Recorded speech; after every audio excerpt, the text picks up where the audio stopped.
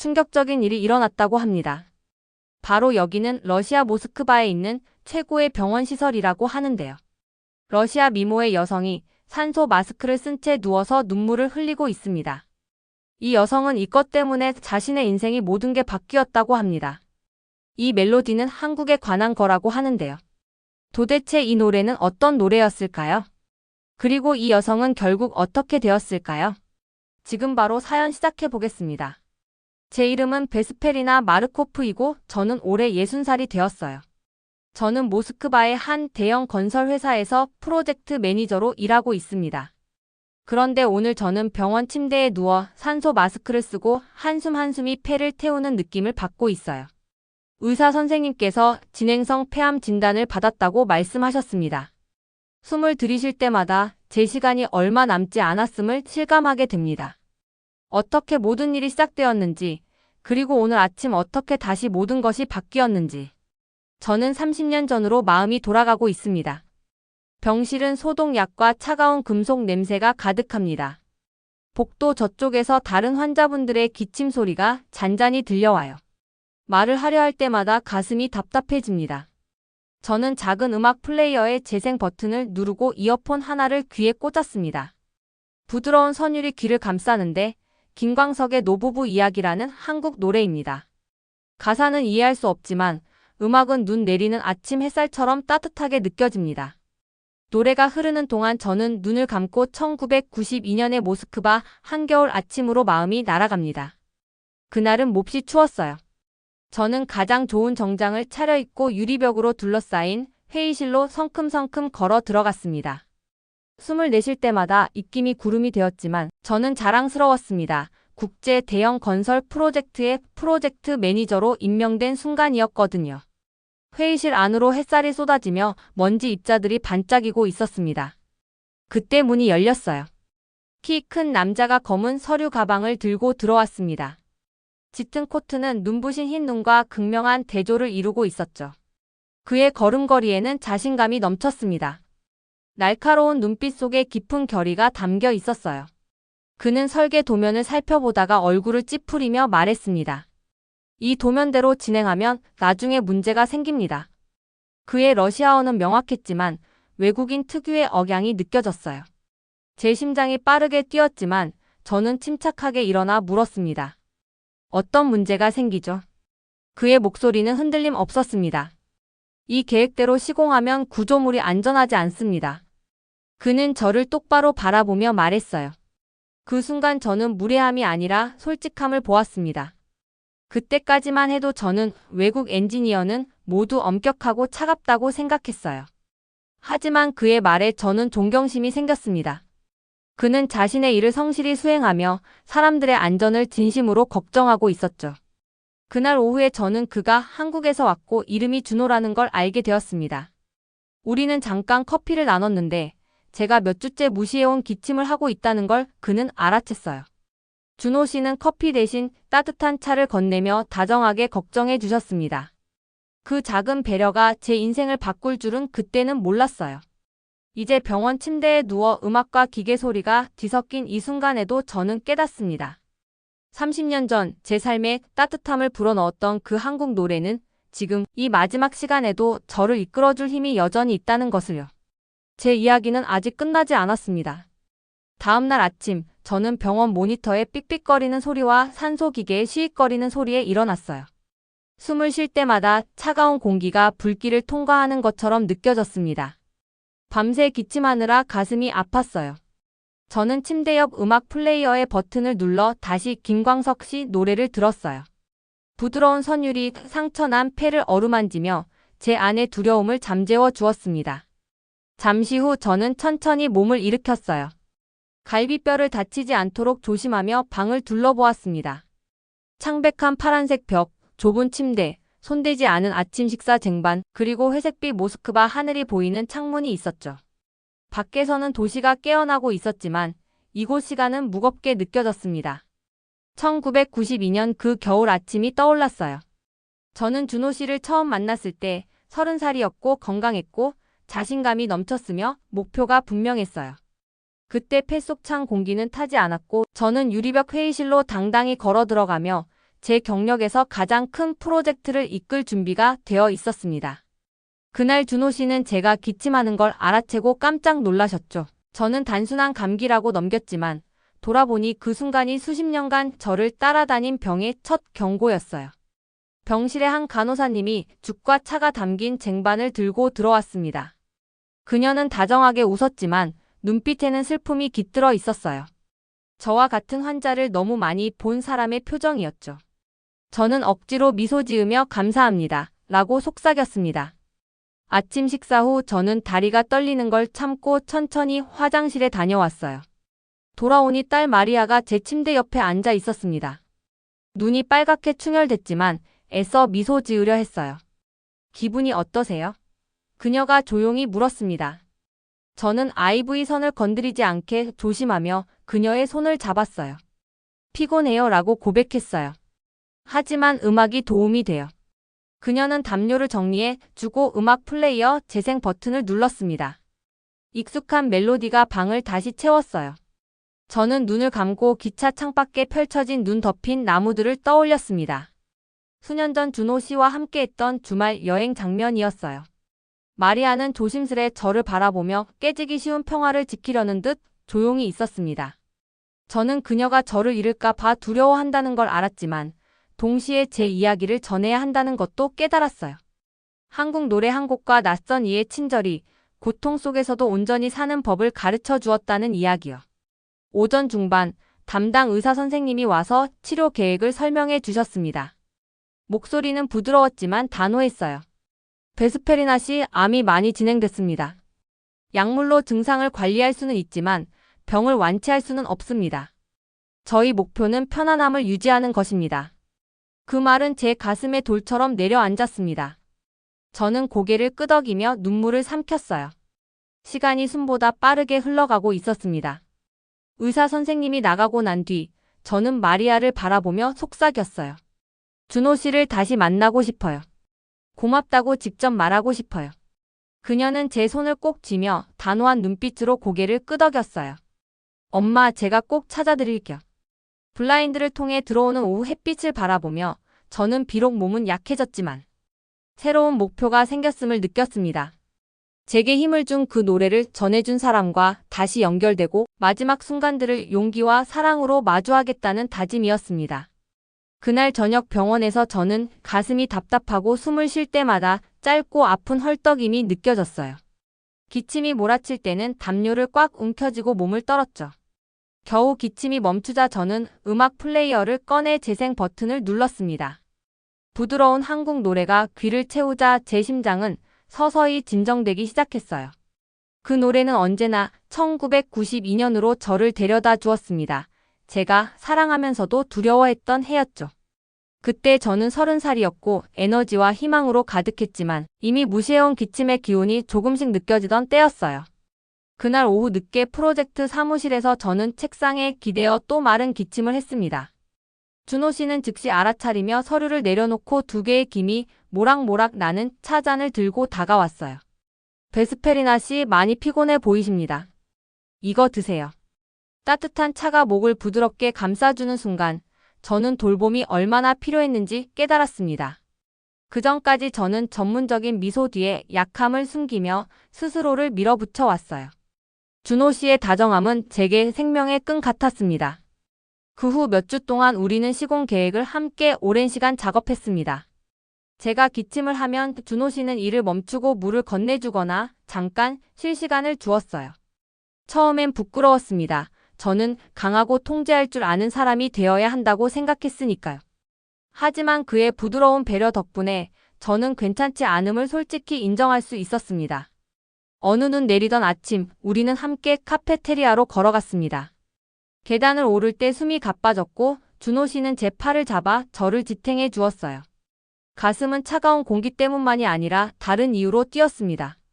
우리는 따뜻한 죽 한 그릇씩 앞에 두고 조용히 삶에 대해 이야기했어요. 그는 고향 한국의 녹색 언덕과 밝은 햇빛, 낮은 탁자에 둘러앉아 함께 먹던 가족 식사 이야기를 들려주었습니다.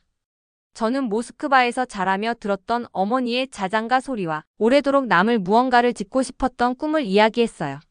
어머니 이야기를 꺼낼 때 그의 눈빛은 부드러워졌지만 동시에 슬픔도 담겨 있었습니다. 잠시 말이 멈추자 준호 씨는 자신의 음악 플레이어를 꺼내 이어폰 하나를 제게 건네며 말했어요. 이 노래는 제 고향 노래예요. 가족이 그리울 때 들으면 도움이 됩니다. 저는 재생 버튼을 눌렀습니다. 낯선 언어였지만 한 한 음이 가슴 깊이 와닿았어요. 선율은 슬프면서도 희망적이었고 폭풍 후 부드러운 바람 같았습니다. 가슴이 먹먹해졌는데 통증 때문이 아니라 감정 때문이었어요. 이 노래 외롭지 않게 해줘요. 제가 속삭였습니다. 준호 씨는 고개를 끄덕이며 따뜻한 눈빛으로 말했어요. 음악은 모든 걸 고치지 못해도 치유할 수 있습니다. 그 순간 저는 깨달았습니다. 기침이 가져온 고통뿐 아니라 외로움과 두려움 속에서 얼마나 숨죽이며 살아왔는지를요. 준호 씨의 우정과 그 노래는 제게 피난처가 되었고 몸이 약해도 마음은 여전히 강할 수 있음을 알려주었습니다. 지금 병원 침대에 누워 저는 그 기억을 붙잡고 있습니다.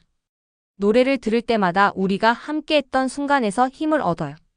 친절과 음악이 가장 어두운 밤도 밝혀줄 거라는 용기를 제게 주었습니다. 일주일 뒤 저는 병원에서 퇴원해 며칠간 집에 머물게 되었어요. 몸은 전보다 훨씬 약해졌고 숨은 짧아졌으며 기침도 잦아졌습니다. 그럼에도 아파트 안으로 들어오는 신선한 공기는 작은 선물처럼 느껴졌어요. 쉬고 싶었지만 딸 마리아를 만나고 어머니 나탈리아와도 이야기해야겠다는 생각이 들었습니다. 문을 열었을 때 차갑고 무거운 정적이 저를 맞았어요. 어머니는 창가에 팔짱을 끼고 서 계셨는데 얼음처럼 굳어진 표정이었죠. 저는 천천히 들어서며 숨을 들이쉴 때마다 가슴이 저릿했습니다. 어머니, 저는 기침으로 거친 목소리로 인사했어요. 저 왔어요. 어머니는 말없이 몸만 돌리셨습니다.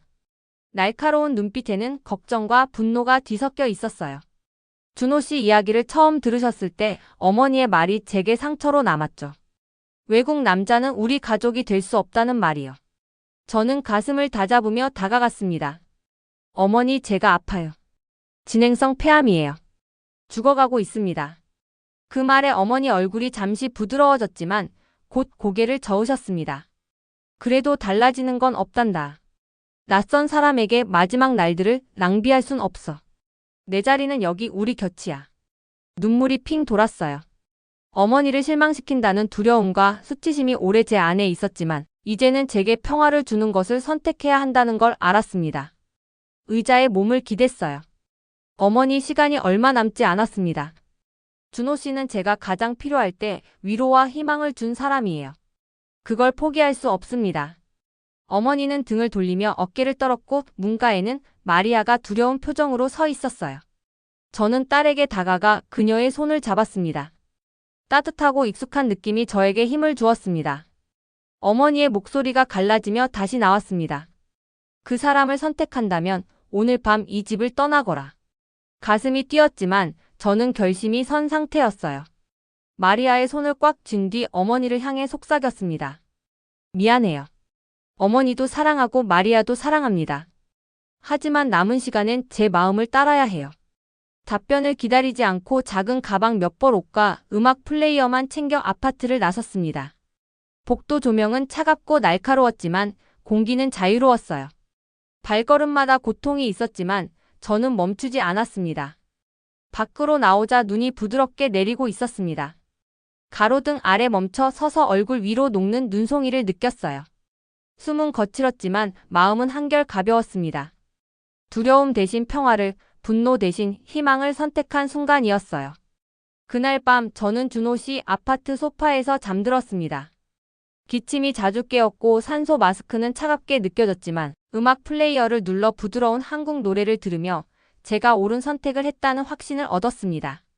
저는 마지막 날들을 친절과 사랑, 그리고 가장 어두운 폭풍을 헤쳐나갈 힘을 준 노래와 함께 보낼 겁니다.